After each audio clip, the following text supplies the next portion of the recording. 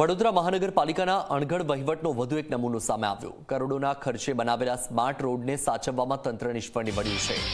વૃંદાવનથી વાઘોડિયા ચોકડી સુધી 10 કરોડના ખર્ચે 2022માં બનાવાયો હતો સ્માર્ટ રોડ। વરસાદી ગટર, પેવર બ્લોક, સેન્ટ્રલ ડિવાઈડર તેમજ સોસાયટીના એન્ટ્રી ગેટ પર લોખંડના થાંભલા ઊભા કરવાની કામગીરી કરાઈ હતી। સ્માર્ટ રોડ બનાવતા સમયે નાખેલા પેવર બ્લોક ઉખાડી નાખ્યા। ડ્રેનેજ પાણી તેમજ હાઈ ટેન્શન કેબલ લાઇન નાખવા કાઢેલા બ્લોક પાછા નાખવામાં તંત્રની આળસ છે। ઠેર ઠેર ખોદેલા ખાડાઓથી લોકો હેરાન પરેશાન છે। મુખ્યમંત્રીની ટકોર બાદ પણ નથી સુધર્યું મનપાનું નિર્ભર તંત્ર। રોડ બનાવ્યા બાદ તેને ખોદી રહી છે વડોદરા પાલિકા।